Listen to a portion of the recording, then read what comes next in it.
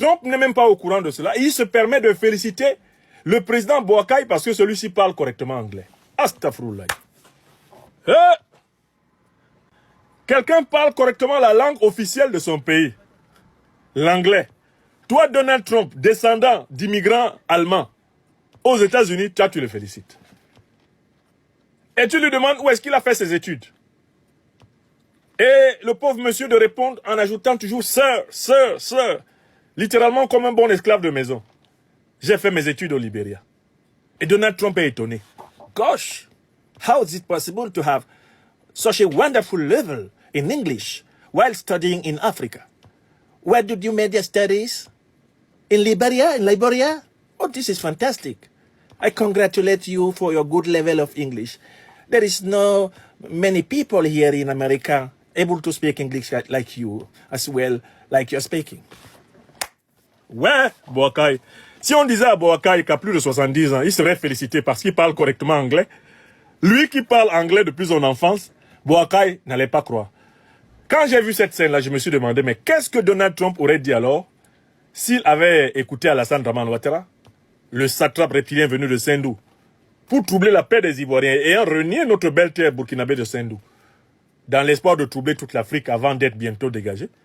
Si Donald Trump écoutait Ouattara en train de parler alors l'anglais, qu'allait faire Donald Trump? Parce que comme Donald Trump, comme on le dit à Abidjan, sa bouche ne porte pas qu'à leçon, mais il risquait de dire « Oh, your English is very poor. Your English is very absolutely ridiculous. Can you tell me where you made your studies? Where did you study? » Et Alassane Ouattara répondrait, « I am a PhD doctor of the University of Pennsylvania. » Et Donald Trump dirait, « Gosh, how dare you get a PhD of the University of Pennsylvania while being unable to speak a good and accurate English? » Ouattara Dramane est déjà prévenu.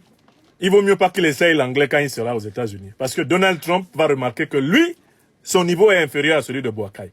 Mais quand j'écoute ce que Boakai a dit, je suis étonné que Trump trouve que c'est le discours le plus sophistiqué qu'il ait jamais entendu en anglais. Ce que Boakai a dit, c'est de l'anglais ordinaire. C'est même pas de l'anglais académique. C'est même pas un anglais amphigorique. Il ne s'agit même pas d'un anglais hyper châtié, shakespearien. Je n'ai pas noté dans cet anglais des tournures sophistiquées qui relèvent de la stylistique, de la zététique, de l'herméneutique, qui relèveraient de la rhétorique. Hein? Salut la famille et bienvenue sur notre chaîne Buzz Promax TV. Ouais, Franklin Nyamsi, ça fait tu rire de regarder tes vidéos parce que non seulement tu es un intellectuel, mais tu es un comédien en même temps. Ah, et ce qui me plaît, c'est que tu es bien édifié sur la géopolitique. Ça me plaît. Aïe. Ce message à Ouattara est comme une balle perdue. Une balle perdue qui devient une balle directe.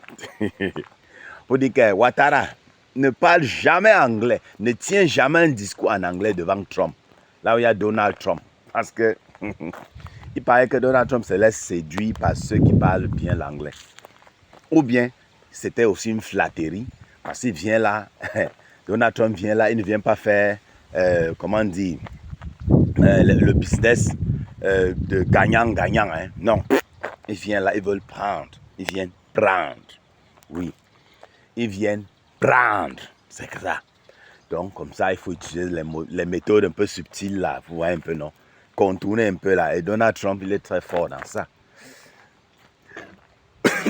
Il est bien vrai. Lui, il agit comme un fou. On dit que c'est un fou, mais il est trop intelligent. Donald Trump est intelligent mal. Vous voyez, il est comme un fou, n'est-ce pas?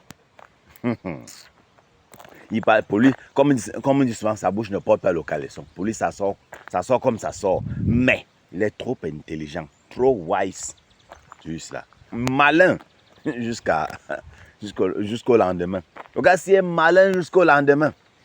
Ah oui. Donc, ce qu'il y a là, l'enjeu qu'il y a là, c'est que l'Amérique a beaucoup perdu le terrain en Afrique. Ah oui, ils ont perdu beaucoup de terrain. Maintenant, quand il dit terrain, je veux dire de l'estime, de l'influence, vous voyez un peu, non? Au profit des gens comme la Chine, la Russie, oui. L'Amérique et la France ont beaucoup perdu le terrain.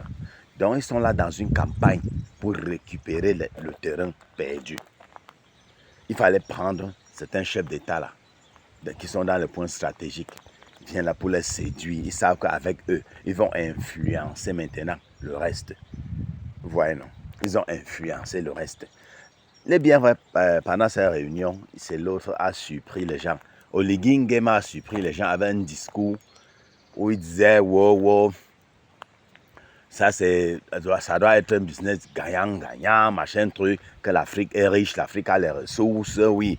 Celui qui ne veut pas faire business avec nous, d'autres vont le faire. C'est une manière de dire que c'est eux qui ont besoin de nous. Oui, c'est une manière de dire à Trump que c'est eux qui ont besoin de nous et pas le contraire. Ouais. Malgré ce discours, les gens ne sont pas trop convaincus qu'il est parti là comme si quelqu'un qui part en position de force. On continue à le voir comme un esclave de maison parce que normalement, il ne devait pas répondre à cette convocation en premier lieu. Oui. Combien de fois Trump a convoqué Ibrahim Traoré? Ibrahim Traoré a dit que là, tu mens. Oui. Ibrahim Traoré a dit que non, tu ne viens pas. Je ne viens pas. Et ça revient sur ce que je disais dans une autre vidéo là. Quand est-ce que même un président africain va s'asseoir là, il dit, peut-être, prenons Ibrahim Traoré par exemple, il dit, Trump, je te convoque ici, Macron, viens ici, Pedro Sanchez de l'Espagne, toi viens ici là, l'autre de l'Allemagne, on l'appelle comment, mais le chancelier là, on l'appelle comment? J'ai oublié son nom là, oui. Venez ici, vous convoque ici à Ouagadougou. On a une réunion là, très du genre. Ils prennent aussi l'avion, jet privé. Ils atterrissent à Ouagadougou. Hein? Vous imaginez le scénario comme ça. Un tel scénario peut se reproduire. Ouais, on est loin de ça, loin d'imaginer. Donc, c'est loin d'arriver. Donc, maintenant, donc, le problème, c'est que si pour le moment, on ne peut pas, nos présidents ne sont pas en force de pouvoir convoquer ces gens-là. Mais au moins, il faut essayer d'égaler la situation. Faire que non, ne pas se laisser convoquer aussi. Tu dis que on va dire, hey, c'est quoi? Tu me convoques comment? Tu veux me voir, viens me voir dans mon palais. Au moins ça. Au moins ça. Vous voyez un peu. Mais on est aussi loin de là. C'est ça. C'est ça qu'il s'agit. Quand on les convoque, ils courent comme les chiens. C'est les gens qui, comme Popol qui résistent. Popol, très têtu. Les Occidentaux là n'aiment pas trop Popol. Hein. Le problème, c'est que lui, il est têtu, mais ce qui est bien, le gars là, pourquoi? Parce qu'il continue toujours à assurer leurs intérêts au Cameroun. Il continue à piller comme il veut, mais dit qu'il vient là, on dit réunion, il court, il n'est pas comme ça. C'est ça, il n'est pas comme ça. Aïe, la famille. Il reste beaucoup de chemin à parcourir pour arriver vraiment à l'indépendance économique et politique en Afrique. Il y a un long chemin, oui. Et la présence de ces 5 présidents là-bas aux États-Unis a remis toute la lutte qu'on est en train de faire là en cause. Oui, ça nous a ramené un pas en arrière. Pourtant, on avait déjà un peu une avance, on avait déjà espoir que non, on était au bout du chemin. Non, ils nous ont ramené un pas en arrière. Oui, c'est mon opinion, hein. Je vois qu'ils nous ont ramené un pas en arrière. Hein, la famille? Parce que tous ceux qui vont que discours ici, là, oh, on veut un truc gagnant, oh, peut-être ça, c'est le truc qu'ils ont exposé pour nous flatter aussi, nos Africains. Bon, on se dit, oui, c'est bien, ouais. Mais on sait qu'ils ont dit quoi hors caméra. Ils se sont dit quoi hors caméra. Ils sont entrés là-bas. On les a fait signer quel pacte là-bas. On les a fait boire quel sang là-bas. On les a fait... Vous comprenez un peu? Donc, une fois que tu es dans la gueule du loup, tu vas dire que non, hey, le loup, ne me marche pas avec la dent ici, hein. La dent est trop tranchante. Marche-moi avec l'autre, hein. C'est ça. Et même la dent ici, non, il n'aime pas la dent ici. Marche-moi plutôt avec la dent qui est de l'autre côté là-bas, mon frère. Hein, vous voyez un peu. C'est ce que les présidents là ont fait. Oh, discours, oh, on fait gagnant. Mon frère, tu es dans son territoire, dans son terrain. Il peut te faire ce qu'il veut là-bas. On va faire quoi? Il peut te faire ce qu'il veut là-bas. Ou bien, ils peuvent te mettre dans une chambre, mais te dire que signe ici, là. Sinon, tu ne sors pas, tu signes. On sait qu'ils ont signé quoi là-bas?